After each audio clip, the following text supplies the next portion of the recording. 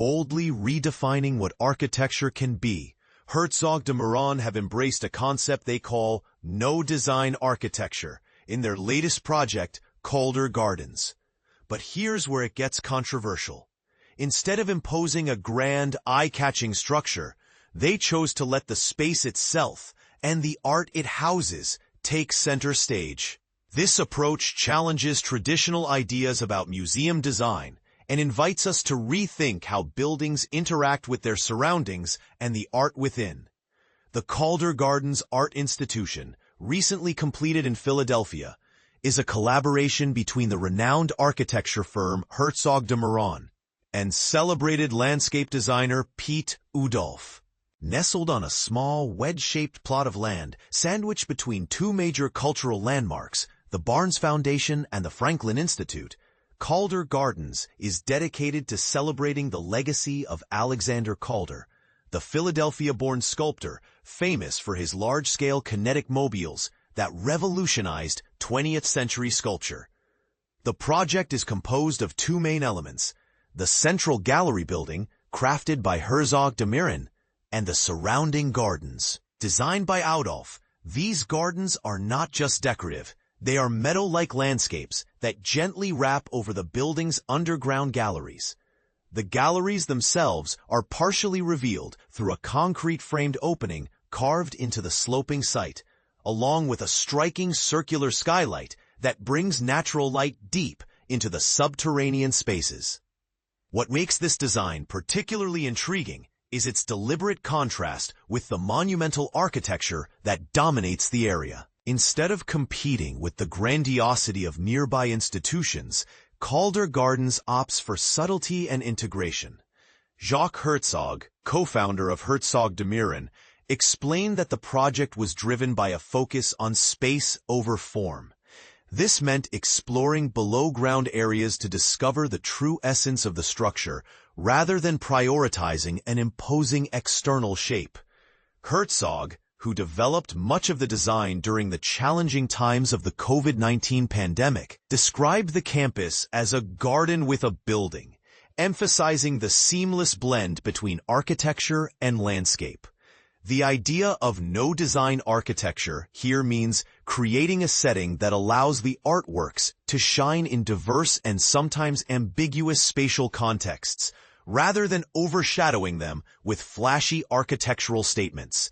At ground level, the garden is bordered by a long metal wall, which forms the visible part of the building above ground. This wall serves a practical purpose as well. It acts as a sound barrier, reducing the noise from the nearby highway and creating a more serene environment for visitors. From the center of this wall, a small wooden pavilion, affectionately called a porch by the architects, extends outward. This porch serves as a welcoming entry point, connecting the gallery lobby to the garden and offering a more intimate, human-scaled experience as visitors begin their journey. The entire structure spans 18,000 square feet, about 1,672 square meters, and is shaped like an elongated barn. Inside, it houses offices, a loading dock, and a modest wood-lined lobby that leads to the porch and a staircase exit facing the highway. The side of the building facing the highway is clad in blackened wood, designed to be discreet and unobtrusive. Herzog de Meuron intentionally kept this part of the building low profile, so it would be seen only fleetingly and wouldn't draw undue attention away from the gardens or the galleries. Unlike the grand, cavernous entry halls typical of many museums, the lobby here is intentionally modest and inviting.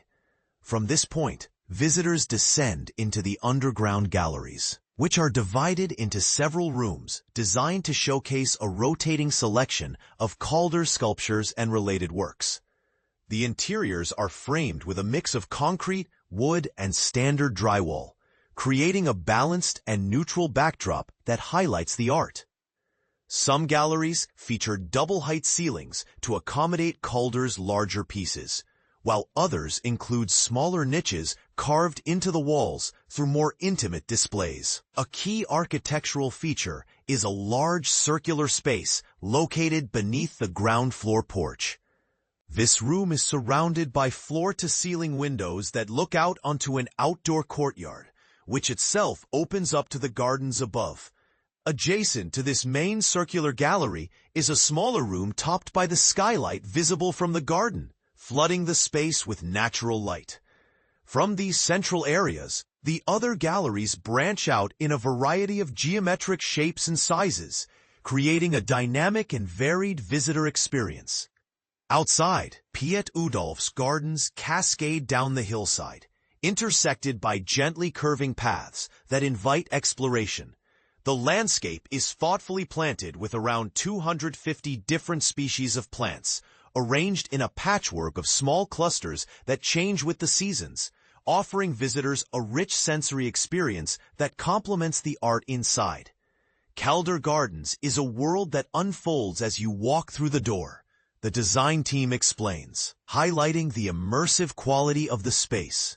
But the institution is more than just a museum. It will also serve as a vibrant cultural hub, hosting lectures, sound performances, film screenings, and other events that engage the community and deepen appreciation for Calder's work. Scheduled to open to the public in late September, Calder Gardens is supported by the nonprofit Calder Foundation and managed by the Barnes Foundation, ensuring a strong connection to Philadelphia's artistic heritage. Interestingly, Herzog de Meuron are no strangers to innovative cultural projects. They recently unveiled plans to transform a former Birkenstock factory in California into a museum dedicated to the iconic Eames design duo. Meanwhile, Piet Oudolf has contributed his signature planting style to the Vitra campus in Germany, further cementing his reputation as a leading figure in landscape design. The stunning photography capturing Calder Gardens was done by Iwan Bon, whose work is known for beautifully documenting architecture in its real-life context. So what do you think about this no-design approach? Does it elevate the art by letting it breathe, or does it risk making the architecture forgettable? Could this be the future of museum design? Or is it a controversial step away from the bold statements we expect from cultural institutions? Share your thoughts and join the conversation below.